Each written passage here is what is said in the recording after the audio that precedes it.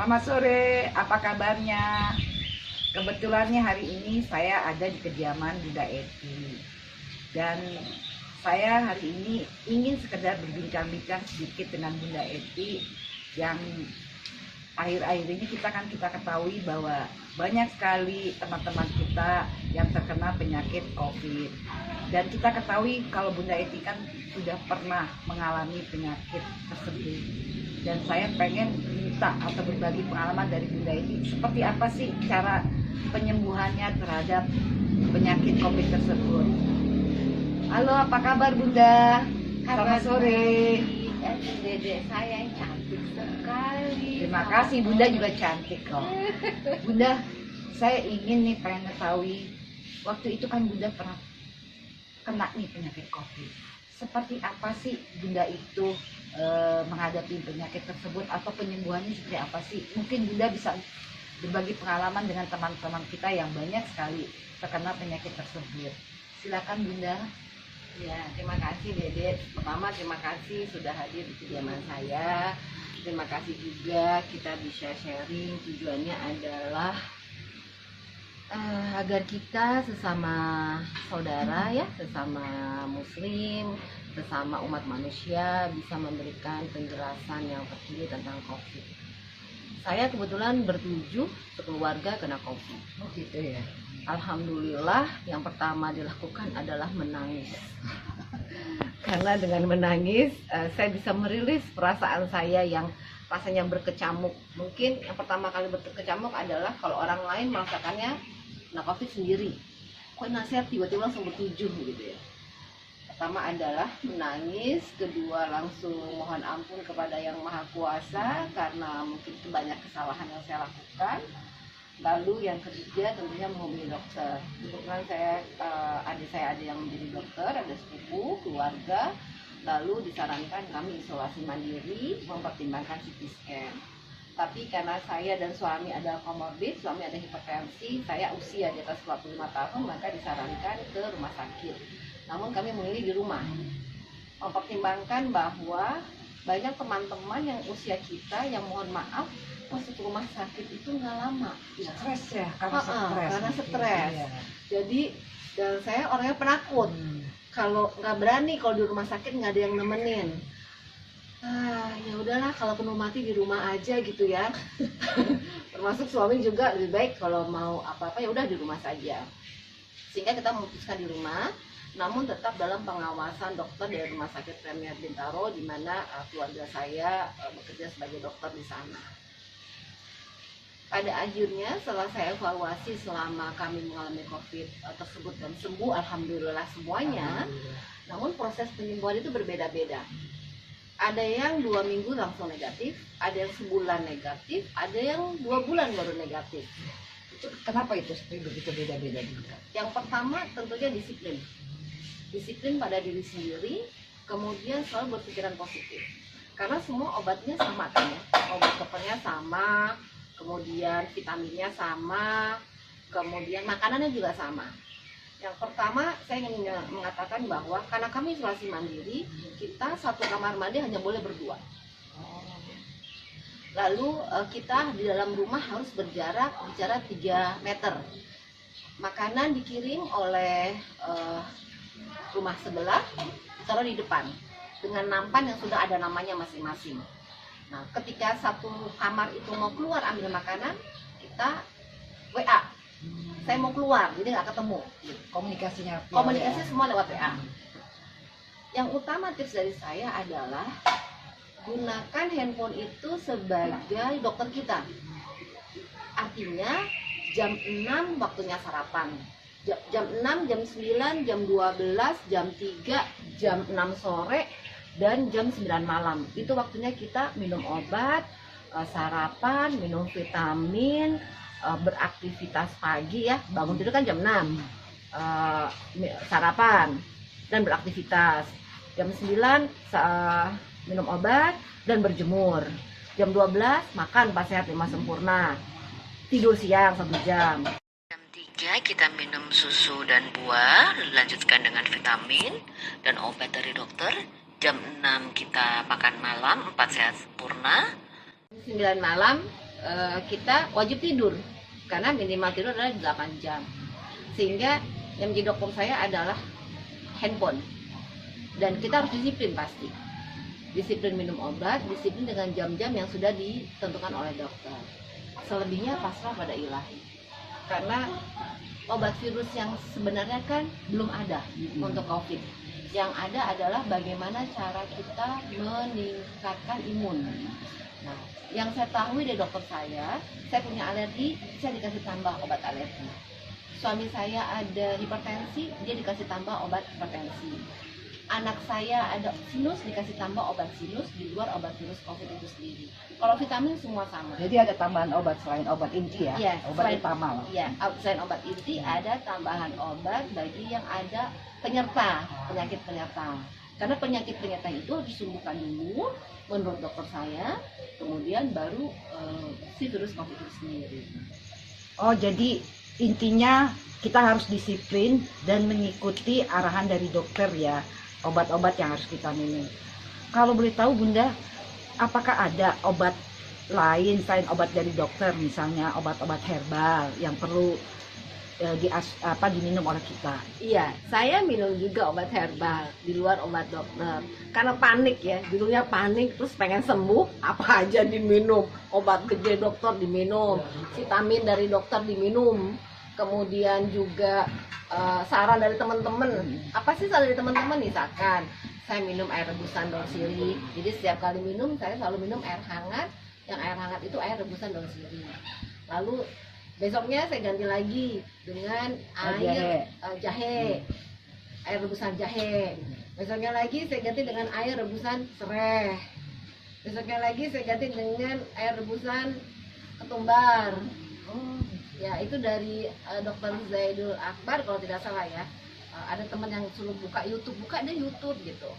Lalu ada juga saya meneteskan air panas yang hangat ke dalam air panas tuh hangat ya, air hangat ke dalam diteteskan dengan minyak kayu putih. Kebetulan Diuapin ya? Diuapkan dan diminum.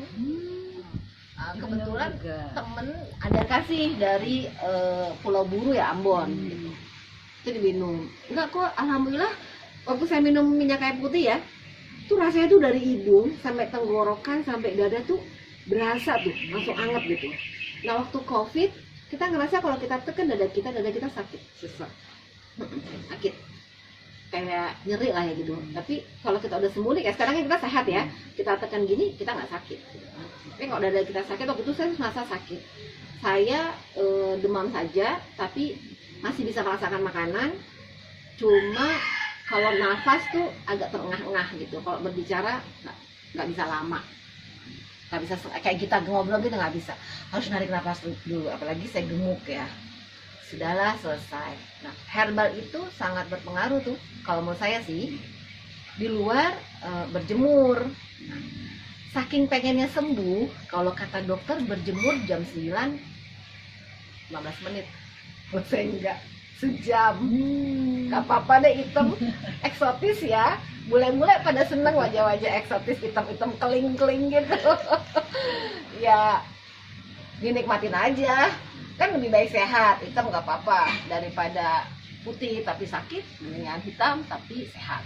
Oh, jadi dari obat-obat herbal pun asupannya juga kita tambah ya? Iya. Walaupun tadi kita belum pernah, tapi ya enak-enakin ya. Iya. Mungkin ada lagi gak apa yang harus kita bekali biar kita cepat-cepat sembuh gitu Bunda? Saya berpikir positif selalu.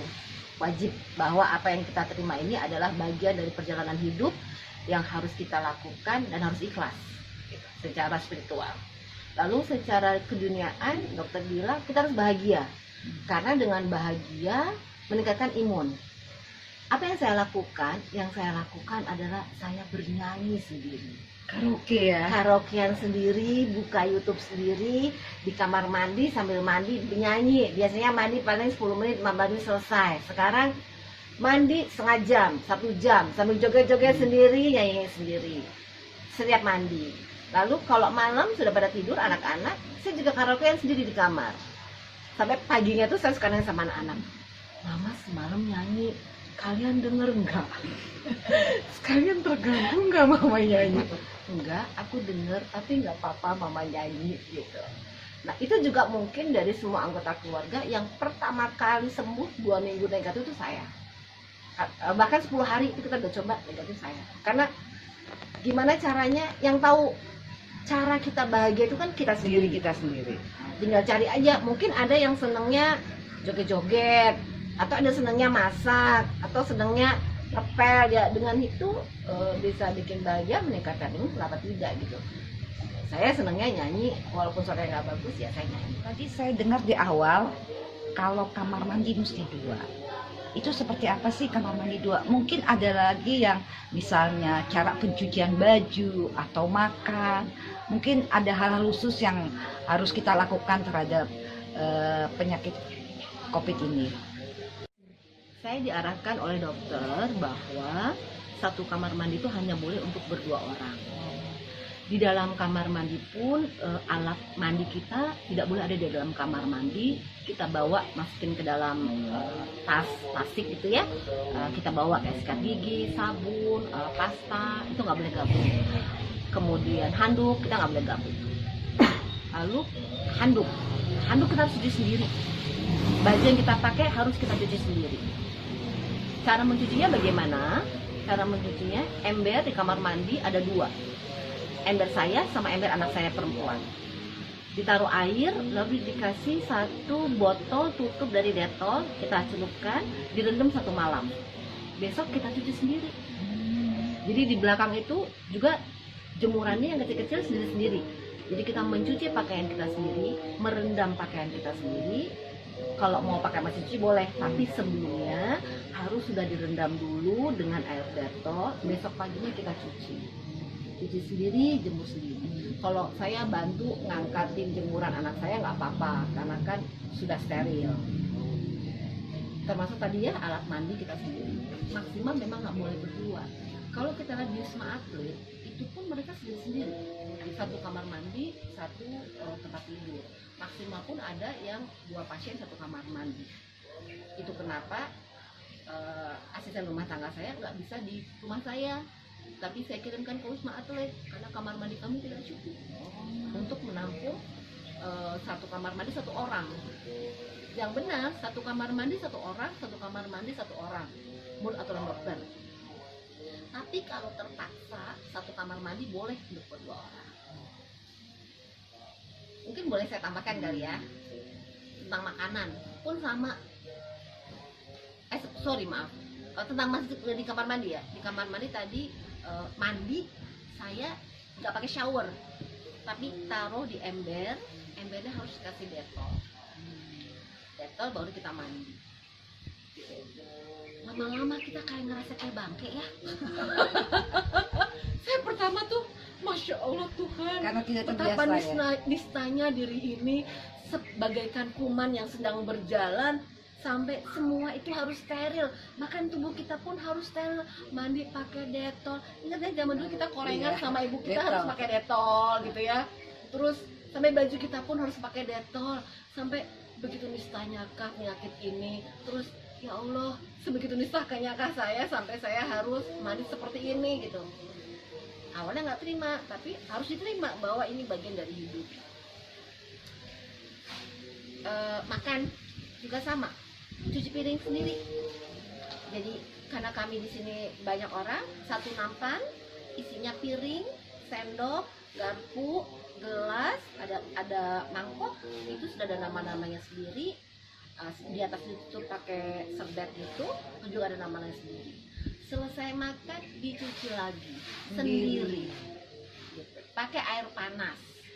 Setelah saya makan ditaruh di depan, panggil anak saya yang paling besar yang dia terbebas dari COVID, dia akan ambil. Nah anak saya waktu ngambil di depan, dia pakai sarung tangan, pakai APD, lengkap. Karena kalau tidak itu banyak sekali saudara kita yang melayani kita atau tetangga kita yang melayani kita, malah tetangganya atau saudara kita yang melayani kita yang kena COVID. Jadi kena ya. Ya, karena lupa pakai sarung tangan, lupa pakai masker, lupa pakai face shield dan APD. Sebaiknya sih pakai APD, kan sekarang banyak APD yang bisa copot sehari ya. Nah, itu anak saya pakai itu, lengkap. Alhamdulillah sampai kami semua sehat, dia juga sehat, alhamdulillah. Tadi kan sempat Bunda mengatakan berjemur. Nah, penyakit COVID ini kan lemah ya. Apakah masih diperlukan untuk beraktivitas olahraga gak sih? Enggak, perlu menurut dokter. Kenapa? Olahraga itu tidak harus kita ke gym, tapi minimal 30 menit.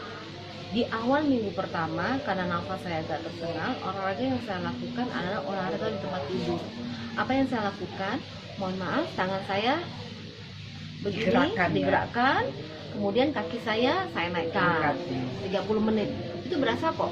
Lalu badan dikembalikan gitu ke kiri, ke kanan. Bisa kok tinggal buka channel YouTube olahraga di atas tempat tidur 30 menit. Itu bisa. Nah, masuk fase ke minggu kedua di mana saturasi saya sudah naik, terus napas juga sudah tidak, ya kita jalan kaki aja di rumah. Jalan kaki pun saya harus gantian sama semua anggota rumah karena isoman ya. Berenang tidak disarankan, tapi sepeda boleh, treadmill boleh, jalan kaki di rumah boleh. Nah, itu kita bagi ruangan tuh. Saya sama anak saya di belakang, suami dan anak saya yang kecil di depan, adik saya di ujung. Itu ada space area sendiri-sendiri yang nggak boleh lewatin batas itu. Nah, masing-masing silakan melakukan aktivitas. Tapi aktivitas yang paling mudah dan murah di tempat tidur. Yang kedua, saya bersepeda dan jalan kaki. Sepeda statis ya, karena kan kita nggak boleh mengganggu. Saya bersepeda di belakang. Alhamdulillah dengan itu sih. Nanti kita merasakan kok, ketika nafas sudah tidak tersengal-sengal, badan udah agak lebih fit minggu kedua dan minggu 3 lebih-lebih, kita udah bisa bersepeda. Kalau belum bisa, jangan dipaksakan. Ya sudah, olahraga aja di tempat tidur. Jari Olahraga kaki ringan ya. olahraga ringan, jari kaki naik turunkan gini. Yang penting jari kaki. digerak-gerakin Yes. biar tubuhnya tidak kaku. Tidak kaku, betul. Itu makan wajib habis, harus dipaksa. Saya COVID naik berat badan 5 kilo, nggak apa-apa. Sampai sekarang juga belum sehat. turun ya. Yang Penting sehat. Kan banyak orang yang aduh males makan, mulut kayaknya pahit gitu, nggak enak. Harus dipaksa makan. Mentalnya harus kuat. Saya harus sehat, saya bisa. Makanan ini enak, wajib. Karena 4 sehat 5 sempurna kan ya. harus ada pemikiran rasanya enak. Makanan ini enak, kita makan. Bunda, ini kan sekeluarga Bunda kan kena semuanya. Ya. Ya, anak, suami kena ya. Tadi saya dengar kamar mandi harus 2. Tapi dalam aktivitas olahraga atau apa-apa, kenapa sih harus terpisah-pisah? Bukannya kita berkumpul sama keluarga kan saling makin enjoy nih. Kenapa sih harus seperti itu, Bunda? Menurut arahan dokter, kita itu sesama penderita COVID di rumah pun harus pakai masker, harus pakai face shield. Kemudian kita bertemu sebaiknya diminimalisirkan, jarang bertemu. Kalaupun bertemu harus berjarak minimal 3 meter. Minimal 3 meter kok. Jadi saya sama Dede sekarang kan hanya 1 meter ya. Jadi saya sampai sana tuh 3 meter. Sehingga kita harus Jaga jarak juga. jaga jarak juga. Meskipun sama penderita ya. Sama penderita. Jadi sesama penderita tetap harus jaga jarak, tetap harus pakai masker, memberikan semangatnya di grup WhatsApp penderita COVID. Sampai supir, sampai pembantu juga harus baca grup itu. Hari ini makan, jam ini kita minum obat, jam ini berjemur, semua berjemur. Tetap itu berbarengan waktunya. Berbarengan. Ruangannya, tempatnya, lokasi yang berbeda-beda, berjarak. Hanya dibatasi oleh jarak saja. Ya, satu sama lain harus 3 meter. Masker wajib. Tadi kan ada olahraga, sempet kan Bunda tadi bilang nyanyi-nyanyi sendiri ini. Ada gak hiburan lain selain nyanyi-nyanyi? Atau seperti apa sih hiburan untuk anggota keluarga yang lainnya? Ada sih, banyak ya. Kalau dokter saya itu setiap hari selalu mengirimkan video-video lucu. Sekarang banyak TikTok lucu ya. Dia selalu kirim tiap hari 2 atau 3 video. Terus teman-teman dekat, sahabat-sahabat terdekat, mereka juga mengirimkan. Mereka yang tahu, paham bahwa kita butuh kebahagiaan, Biar tambah semangat. biar tambah semangat. Karena dengan kita ketawa, itu kan Imun naik. imun naik. Terus ada juga teman yang kirim, ada spesialisasi kirim video-video lucu, TikTok lucu, YouTube lucu. Bahkan ada spesialisasi, mohon maaf ya, ada yang kirim-kirim gambar zaman kita dulu waktu SMA yang kita nggak boleh tonton. Oh, Gitu ya. rahasia. Iya, yang 18 plus. Iya. Karena menurut dokter itu juga bisa meningkatkan imun kita. Tapi kalau kayak saya suami istri lagi bermasalah nggak boleh ya. Karena kan sebenarnya kita melakukan hubungan intim juga tanpa bermaksud bicara pornografi ya. Dengan kita melakukan hubungan intim berarti kita juga meningkatkan imun. Dengan kita meningkatkan imun maka tubuh kita bisa segera terbebas dari COVID. Ada gak persiapan untuk kamar?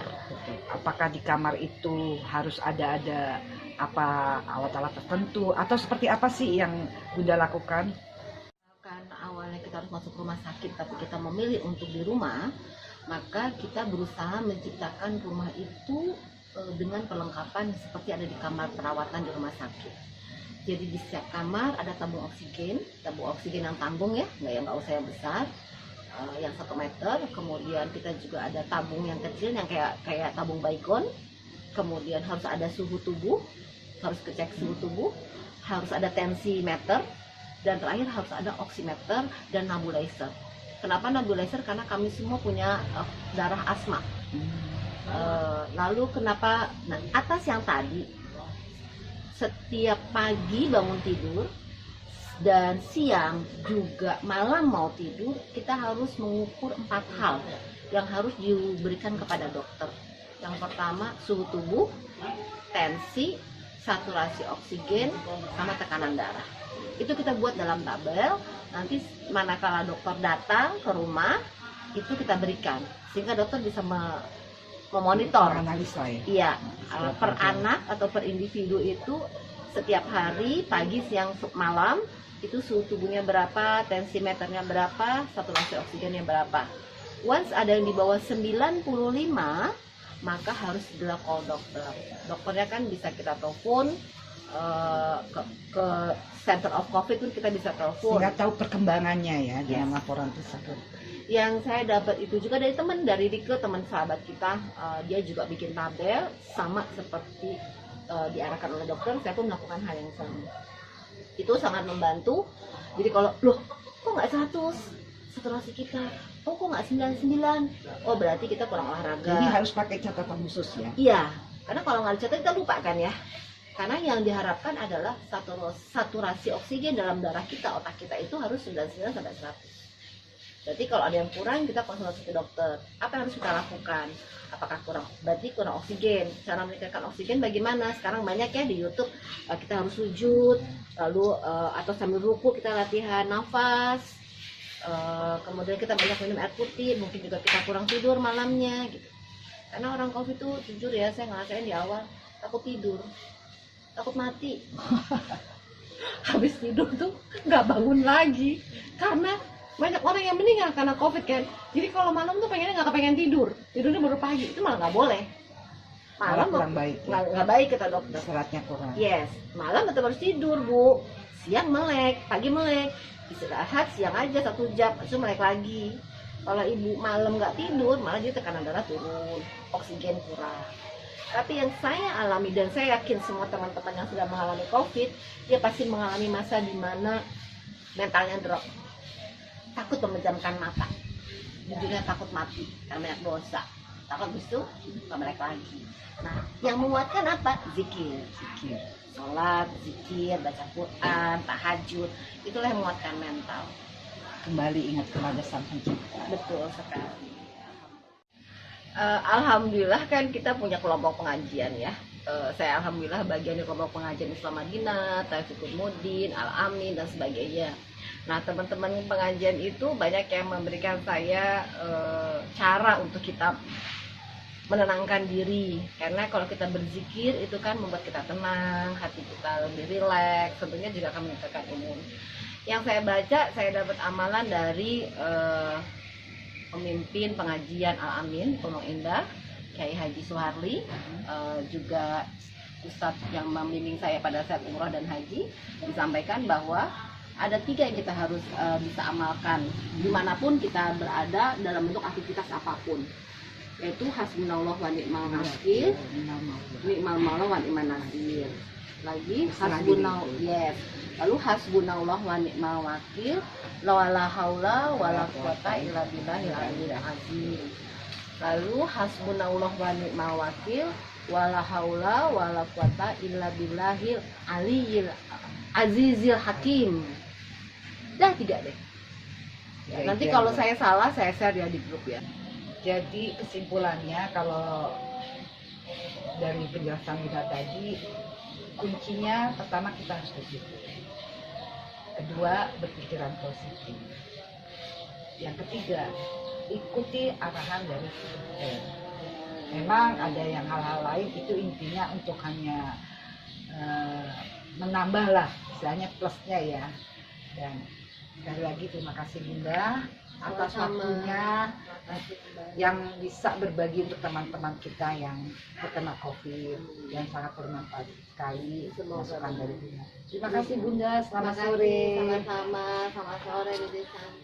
Oke teman-teman, tadi obrolan ringan dengan Bunda Eti mengenai bagaimana sih cara penanganan COVID biar kita segera sembuh.